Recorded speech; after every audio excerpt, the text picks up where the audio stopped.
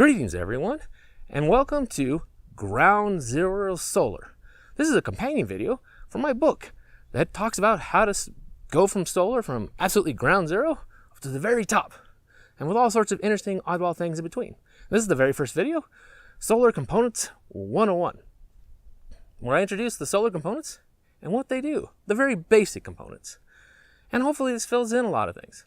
My name is Reed, and I'm the solar nutball that will be taking you on this crazy journey as we go from ground zero to a really nice solar system along the way. I hope everyone enjoys this series and likes it. And I hope you've liked the book. Now our first component we have here, solar panel.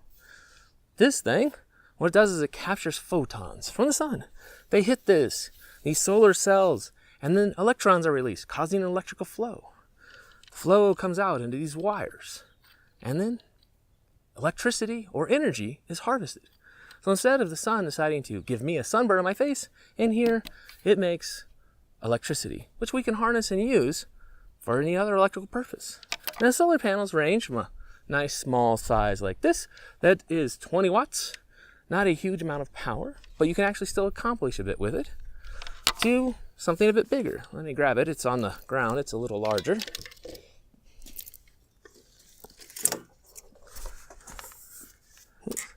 See, here's a bigger panel. This one produces 100 watts of power. And there are panels much bigger. I have panels that are taller than me, and I'm 6 feet tall, and they produce 320 watts. And then there's panels even larger than that. Now, solar panels do not have to have one giant size to get a lot of power. Solar panels are stacked up, either in series or parallel, and the power in these wires are connected together in a certain way to generate the necessary power. You could have 320 watt panels to produce 6,000 watts, or you could have, 20 300 watt panels to produce 6,000 watts. Either which way will get you there, and they're quite effective and do a very good job. Now the energy collected from the solar panels, in almost all cases, that energy and electricity is managed and controlled by a solar charge controller. The solar charge controller's job is to take the energy and then get it to the batteries. Now there's a couple different types of charge controllers, but we'll get deeper into those into the deep dive videos. But for now, just understand that the energy comes into the solar charge controller, and the solar charge controller sends it to the batteries or the load on the solar system. Like if you're trying to run something off your solar system, say a rice cooker, microwave, or something like that, these things make certain that energy gets where it's supposed to go. Their other primary job is to make certain the batteries do not become overcharged, or the batteries are maintained correctly. Their primary job, let's see here. Let's redo that, okay. In almost all instances, the energy produced by the solar panels comes into the solar charge controller, and it manages and controls how that energy is used. It takes care of making certain the energy gets to the batteries or to the load on the solar system. And the load could be like if you're trying to microwave some popcorn or use a rice cooker to help make some dinner, something like that.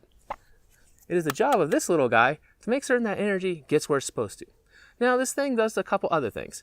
It will also often keep data about how much energy your solar panels have produced and what they're actually producing at this exact moment. The other thing they do is they make certain your batteries do not become overcharged, and so that they get damaged from too much power getting into them. So they'll actually cut off the solar array if the load on the house that you're using is too low, and it's just going to keep pushing more and more energy into the batteries. One of the other things they often do is they manage battery maintenance. Like if you need to do what's called an equalization charge on lead acid batteries, they take care of that. Don't worry about what that means right now. We will eventually cover that later. Now, one of the other funny things these little guys do that you usually don't think about is they actually prevent energy from leaving the system at night.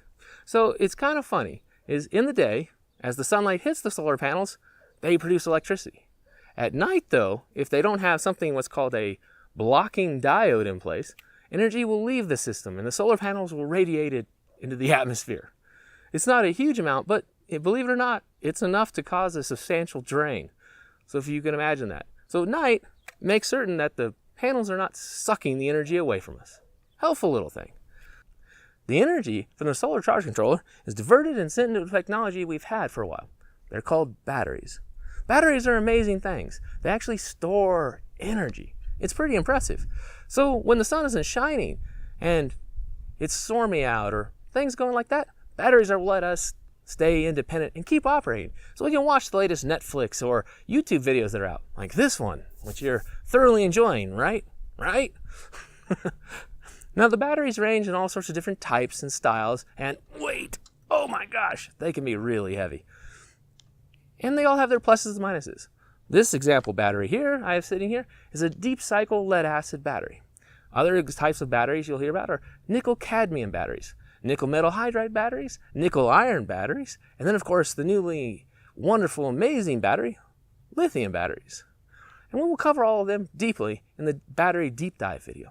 Now each of the batteries has their pluses, minuses, quirks, and potential fire hazards, and it's important to be aware of them and then balance them to the system and everything like that. Now don't panic. We will be covering how you balance and analyze and what you need to develop in further videos. But for now, just stick with me for a minute. Now the energy from the battery needs to be turned back into household current so we can use it. Watch our latest Netflix. Enjoy the latest YouTube videos like this one. This wonderful, amazing video. Pop our popcorn. Brew our tea. Everything else. And the thing that does that is an inverter. It takes the low voltage of the battery system, 12 volt, 24 volt, 48 volt, and turns it into standard household current, 110 volt or 240 volt split phase. For North America, that is. What we use here in the US. Now this is a very key, important piece of equipment. Now inverters, this is a little travel inverter, a little simple one, hooks up and turns it back into 110. This one can provide a little bit of power. Now if you want to run a whole house, the inverters are significantly larger. Don't worry, we will show you all the various sizes, options of inverters in the deep dive on inverters video. But for now, know that an inverter is a very common component you're going to have in your solar system. Now the inverters also have a double function. Most of the types that are used, especially in off-grid and end of the world scenarios. What the other thing inverters will also do is they will watch the voltage of the battery. If the voltage drops to a certain threshold, the inverter will cut off and disconnect the load. Basically saying, we've drained the battery as far as it's safe to go. Any further, and you're going to damage the battery system. This is very common for pretty much all battery types. Even lithiums do suffer from problems if you drain them too far. And inverters are very useful. Now also a lot of other inverters have a charge function. So if you got really low and stuff was going on and you need to keep going, but for some reason it's been stormy for a week and everything else, they have a function where you can input energy from another source like a generator, and they will charge up the batteries, restore health, and continue powering everything. It's a really nice feature at times, and we will cover all of that. Now this covers pretty much the basics of a solar system. 4 key components.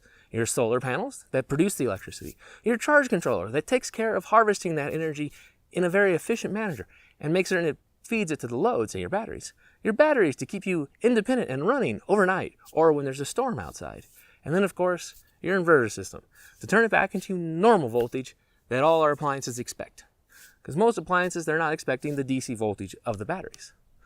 This concludes the basics of Solar Components 101. I hope you liked the video, I hope it was informative, and I hope it gives you thinking about things. And I do hope you continue reading and enjoy the future videos coming along that will describe all the other components in deep detail. Take care, everyone. This is Reed, out for now. We will be covering them in deep detail in the deep dive battery videos. But for hi, don't do that to me! Are you laughing at me? Now the solar charge controller sends the energy into this, a battery. There's many different types of batteries in use, from nickel iron to